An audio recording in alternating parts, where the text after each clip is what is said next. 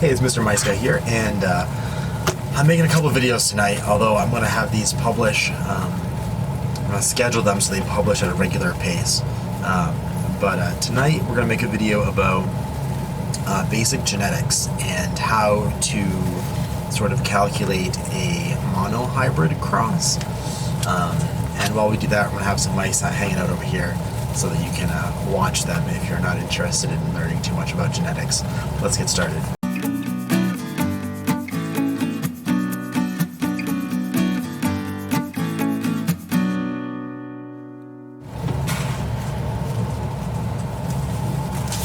So this is unscripted, so I'm kind of just winging it. But basically, living things are made of cells, and inside the cell is a nucleus, which is where the DNA is contained.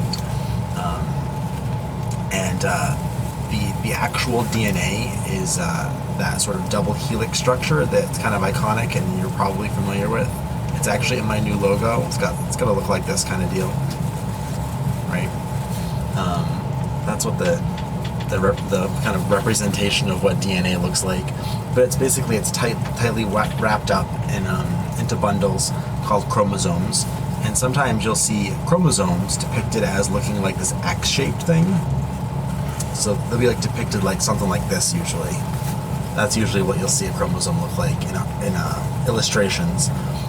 But the reality is that chromosomes don't always look like this.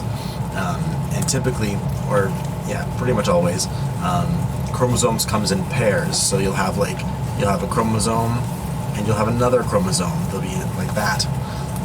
And one of them will come from your father and one of them will come from your mother. And actually I should have looked this up before the video, but I forget exactly how many chromosome pairs mice have, but they have a certain set of them, and they come in pairs. And this DNA here is like tightly wrapped up into these chromosome structures. And genetics are really, really complicated, as you probably already know. But when they talk about genetics as far as hobby breeding, it's usually a very, very simplified, I would say oversimplified version of genetics, and which is useful in the context of breeding as a hobby, but it is oversimplified. So you'll hear people talking about genes, or you'll hear me talking about genes, like this particular guy here. Actually, let's take a step back. We talk about traits. Traits are anything basically that you can see on the animal. Might even be a behavior. So like the fur, this curly fur here is a trait. The light colored fur is a trait. This one here, I don't know if you can see that in the video, but it's got pink eyes, it's got some deep ruby eyes. That's a trait. And those traits are controlled by the genes. And most genes are actually polygenic. And so there's actually many genes that control these traits. There's many genes that control the traits. But in hobby breeding, usually they really simplify it and they'll just talk about it like there's just one gene involved. And so like this particular mouse, which I just put away, he's got the pink eyes, and so they'll talk about just the pink eye gene. And so when they're saying gene, what they mean is like a segment of this DNA that codes for proteins that affect the color of the mouse. And so this DNA here will be like a little segment of the chromosome, like that, if that makes sense. So that's what we're talking about genes. Sometimes they'll refer to this as an allele as well. That's another term that you hear. And sometimes when you see this written out, each gene will have a sort of code or a letter assigned to it. So for pink eye, it'll be P. And so you'll have one here and you'll have one here. So this will be like the father, this will be the mother, and you'll have another P gene allele over here.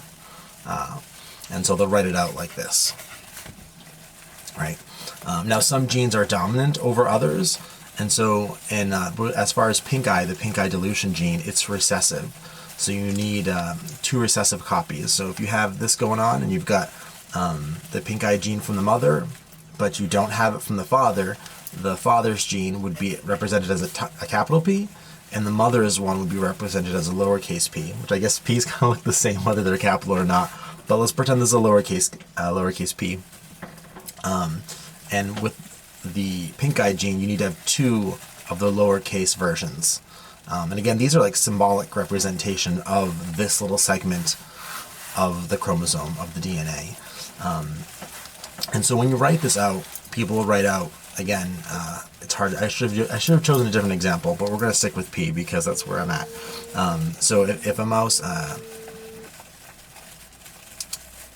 were to have the pink-eye gene, like the white one I showed you, like this one here, or it's kind of a silver color, like this one, if they were to have the pink-eye gene, we'd write that as having 2 little p's. If it were a carrier, so it got 1 little p from its mother and 1 capital P from its father, you'd write it with a capital P and a lowercase p. Alright? This one is 2 little p's.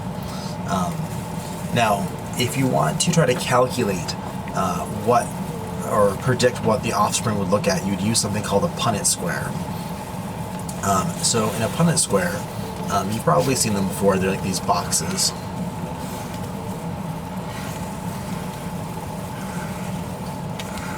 Draw it out like that.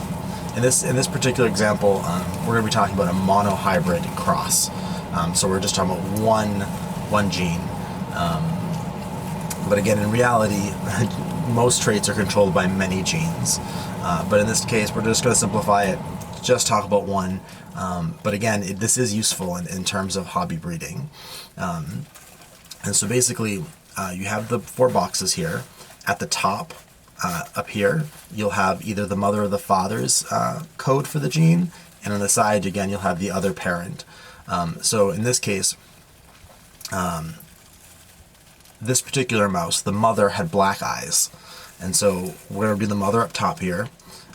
So because she had black eyes, we know that she did not have 2 copies of the little p. We know that she had 1 big P and 1 little p. So we're going to write it like that. So this represents 1 chromosome, and this represents the other chromosome. And now the father also had black eyes, and so we're going to do a capital P and a lowercase p because the father inherited 1 dominant copy of the black-eyed gene, and then 1 copy of the recessive gene, and the same thing as the mother. And what you do is you bring these letters in. So you got a capital P, and then you bring this over here, you get a capital P, bring this down, you get a lowercase p. Same thing here, bring this down. And when you're writing the code out like this, the capital letter always goes first, and then the lowercase one will follow if there is one. So then this last box here is 2 lowercase p's. Now what does this mean? So this is like a statistical thing, and this can kind of get confusing. So we're talking about, with each individual born, there is a 1 in 4 chance that you'll get any of these options. So this one represents a mouse that has no pink-eye gene. They are not a carrier. These 2 represent pink-eye gene carriers, so that they have the recessive gene, but they aren't displaying that trait. And this one down here, where they inherited 2 of the little p's, means that the animal is going to display that recessive trait. And so each of these boxes is 25%. So you get 25 here, 25 here, 25 here, 25 here. And so if you want to add these together, you have a 50% chance of being a carrier for pink eye. You have a 25% chance of not being a carrier, and then with the little p's, you have a 25% chance of being having 2 of those copies. But what's kind of confusing about this is if you have a litter of mice, it doesn't mean that 25% of them are going to be pink-eyed. You can think of this as rolling a dice, or a die rather. A die has 6 sides, and every time you roll it, you have a 1 in 6 chance of getting any of the numbers on the die. And so you roll it 6 times, doesn't mean that you're going to land on each of the numbers once. So it's kind of like that. Imagine rolling a 4-sided die. For every pup that's born, that die gets rolled again. And so, statistically, about 25% of them will be pink-eyed. Another thing I should have mentioned is that, so when we have 2 copies of the same gene, where we have the two lowercase p's, that's called homozygous, meaning they have two of the same copy. But over here, because they have a copy of the capital P and the lowercase p, that's called heterozygous. So these guys, let's take these guys up for an example. So this guy right here has got black eyes. So I don't know if he is this one or this one here. He could be either. I don't know. I know he's not this, but I don't know which one he is here because the black eye is dominant, if that makes sense. I think this one might be a female, actually. They'll put her back. So I don't know if that makes sense, but I did want to make a video trying to explain that. This is pretty simple genetics, very basic, and again, it's oversimplifying things a lot, but it's useful. And if you're breeding mice or breeding any sort of animal as a hobby, this sort of thing is very useful. And I do plan on making another video about what they call a dihybrid cross. So it's how you calculate this Punnett square, but when there's two genes at play. But I will save that for a different video because it's similar, but a little bit more complicated. So I hope you found that helpful, and thank you for watching.